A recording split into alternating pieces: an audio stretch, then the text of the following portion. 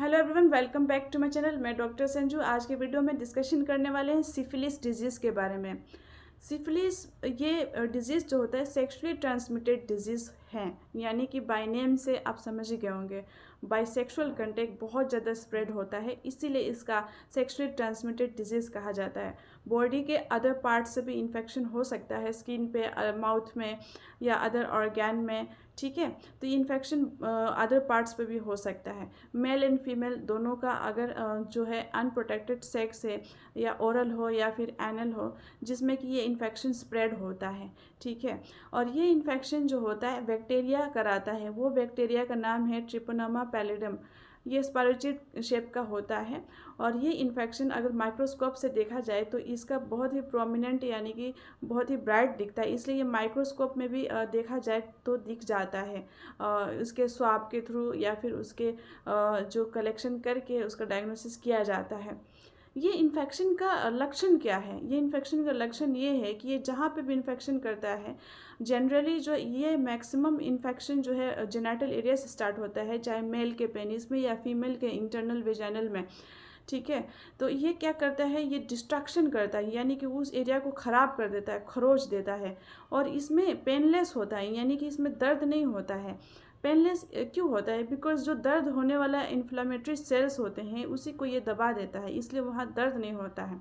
ठीक है, painless canker बनते हैं। कुछ केस में ही पेन हो सकते हैं, अदर डिजीज़ उसके साथ अगर जुड़ गया है तो दर्द हो सकते हैं, बट इसमें याद रखिएगा पेनलेस होते हैं, यानी कि दर्द नहीं होता है। और क्या करता है, अल्सर बना देता है, यानी कि छाले जैसे बनाएंगे और बीच में गड्ढा कर देंगे, और जहाँ पे भी इन्फेक्शन होगा उस एरिया को खरोच के डिस्ट्रक्शन कर देंगे, खरोच के ख़राब कर देंगे और धीरे धीरे ख़त्म करने लगेंगे। तो ये इन्फेक्शन मेल में अगर होता है तो उसके एट्रोपी कर देता है, उसके ऑर्गन को डैमेज करते जाता है। फीमेल में होता है उसी तरीके से, जहाँ पे भी इन्फेक्शन होगा ये उस एरिया को डैमेज एंड डिस्ट्रक्शन कर देता है। इसके सिम्टम्स भी हम लोग जान लिए।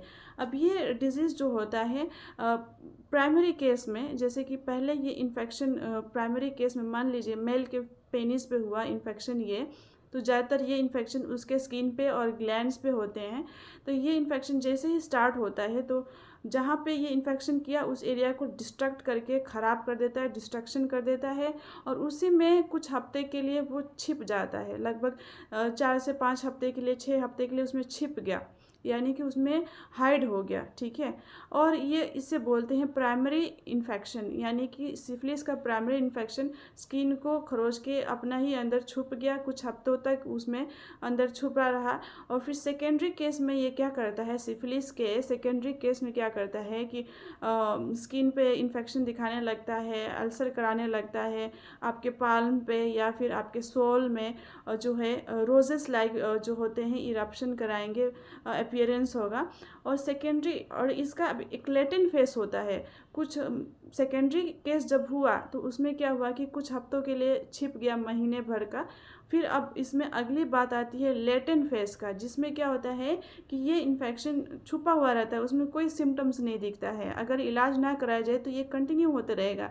प्राइमरी इन्फेक्शन में क्या हुआ, स्किन पे इन्फेक्ट किया, कुछ हफ्तों के लिए उसमें छुप गया, और सेकेंडरी इन्फेक्शन कराता है, स्किन पे दिखता है रशेस, रोजेस लाइक रजेस निकलते हैं। और ये क्या कराता है, अगर तभी भी इलाज प्रॉपर तरीके से नहीं हुआ तो फिर लेटेंट फेस में चला जाता है, जिसमें कि क्या होता है कुछ भी उसमें सिम्टम्स नहीं दिखता है, कुछ महीनों तक, सालों तक उसमें छुपा हुआ रहेगा। लेकिन जैसे ही अपॉर्चुनिटी मिलता है वो टर्शरी फॉर्म में चला जाता है, यानी कि और भी अंदर वो ख़राब करने जा रहा है, जैसे कि आपके लिवर हो गए, आपके ब्रेन हो गए, आपके अदर ऑर्गेन्स हो गए, जो वाइटल ऑर्गेन है उस पर इन्फेक्शन करने लगता है। ब्रेन के जो है न्यूरोसिफिलिस करा देता है, ब्रेन का प्रॉब्लम, ब्रेन के डिजीज़ कराने लगते हैं।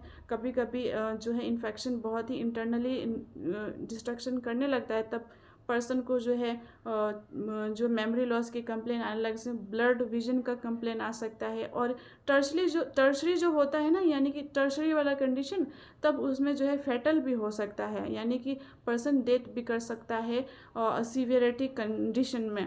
ब्लड विजन हो सकता है, उसको जो है इस तरीके के कंप्लेन आ सकते हैं, चक्कर आ सकते हैं, डिजीनेस फील हो सकता है, उसको जो है वर्टिगो आ सकते हैं।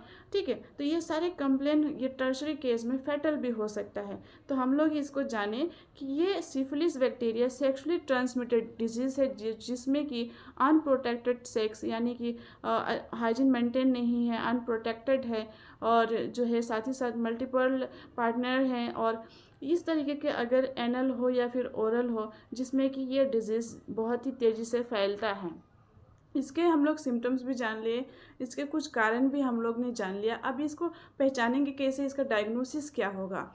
तो इसमें VDRL करके टेस्ट आता है, उसके थ्रू किया जाता है कि इस पॉजिटिव आया तो सिफिलिस का इन्फेक्शन है। अदरवाइज़ क्या होता है इसमें कि एक और टेस्ट आता है, माइक्रोस्कोप से देखा जाता है। जैसे कि ये बैक्टीरिया बहुत ही ब्राइट दिख जाता है इसका जो माइक्रोस्कोप से देखा जाए। तीसरा जो होता है इसमें WR टेस्ट, ठीक है, तो वॉशरमैन्स जो रिएक्शन होते हैं वो कराया जाता है। तो ये कुछ डायग्नोसिस है, ब्लड कल्चर कराया जाता है, ब्लड टेस्ट कराया जाता है, और इसके जो मैनेजमेंट है, मैनेजमेंट में जो है मल्टीपल पार्टनर को अवॉइड करेंगे, अनप्रोटेक्टेड सेक्स को अवॉइड करेंगे, वेल हाइजीन मेंटेन करेंगे, न्यूट्रिशियस डाइट लेंगे। इस तरीके का इन्फेक्शन आता है जहाँ पे कैंकर डेवलप करता है यानी कि अल्सर टाइप डेवलप करता है, तो अपने डॉक्टर से ज़रूर बताएं। वो भी दर्द नहीं है उसमें, वो लगेगा कि आपको एक छाले पड़ गए हैं, छाले जैसा मतलब अल्सर टाइप का जो अंदर बीच में गड्ढा करा देता है और धीरे धीरे ऑर्गन को ख़त्म करने लगता है। ऐसा भी कंडीशन आता है जिसमें कि डिस्ट्रक्शन कर देता है। तो अपने डॉक्टर से ज़रूर बताएं, इलाज करवाएं, डायग्नोसिस करवाएं। और इसका कुछ कॉम्प्लिकेशन होता है, जैसे कि मेल हो या फीमेल। मेल में जो होता है पेनिस पे ये इन्फेक्शन होता है, ग्लैंड पेनिस पे, तो उसमें क्या होता है कि इरेक्शन के प्रॉब्लम हो सकते हैं, फर्टिलिटी का कंप्लेंट नहीं आता है। लेकिन फीमेल में अगर होता है तो इंटरनल उसके वेजाइनल एरिया में होता है, इसलिए क्या होता है कि उसको कंसीव जब हो जाती है तो अबॉर्शन का डर रहता है, और साथ ही साथ बच्चा स्टिल बर्थ होने का डर रहता है, और साथ ही साथ बच्चे को कंजेनाइटल डिजीज़ होने का डर रहता है। तो ये कुछ हम लोग जान लिए कि सिफिलिस क्या होता है और इससे कैसे बचना चाहिए, और साथ ही साथ कुछ हाइजीन मेंटेन करना है, डायग्नोसिस कराए अपने डॉक्टर से। अब इसमें कुछ होम्योपैथिक सॉल्यूशन जो इफ़ेक्टिव है बहुत ही ज़्यादा, और इसके साथ साथ सिम्टम्स मैच करते हैं तो डेफिनेटली बहुत ही बेनिफिट रहता है। सबसे पहले इसमें सिफिलिस जो है ये एक डिस्ट्रक्टिव बैक्टीरियल डिजीज़ है। तो इसमें पहला मेडिसिन जो हम लोग इसमें जो है बेनिफिशियल रहता है जिसका नाम है सिफिलिनम। तो ये इंटरकरेंट दिया जाता है यानी बीच बीच में दिया जाता है, बिकॉज इसमें जो सिफिलिनम में जो है ये डिस्ट्रक्शन है, ठीक है। दैट्स वाई इसके हायर डोजेस में आपके डॉक्टर बताएंगे कि इंटरकरेंट बीच बीच में दिया जाता है, शुरुआत किया जाता है इसी मेडिसिन से।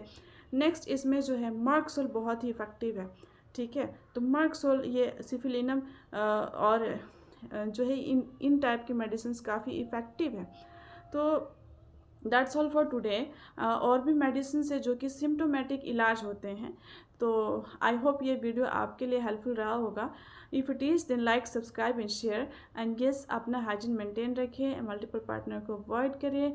पर्सन को अगर इस टाइप के कंप्लेन आ रहे हैं कि उसके जेनिटल एरिया पे ये इन्फेक्शन तो कहीं पे भी हो सकता है, स्किन पे, माउथ पे, आई जो है माउथ अल्सर हो सकते हैं, लेकिन ये इन्फेक्शन मैक्सिमम जो है सेक्सुअल ट्रांसमिशन के थ्रू होता है, इसलिए इसका नाम दिया गया है sexually transmitted disease. So that's all for today. कोई भी मेडिकेशन जो है अपने सेल्फ मेडिकेशन ना करें, अपने डॉक्टर से कंसल्ट करने के बाद ही मेडिकेशन स्टार्ट करें। So that's all for today. Take care, bye bye.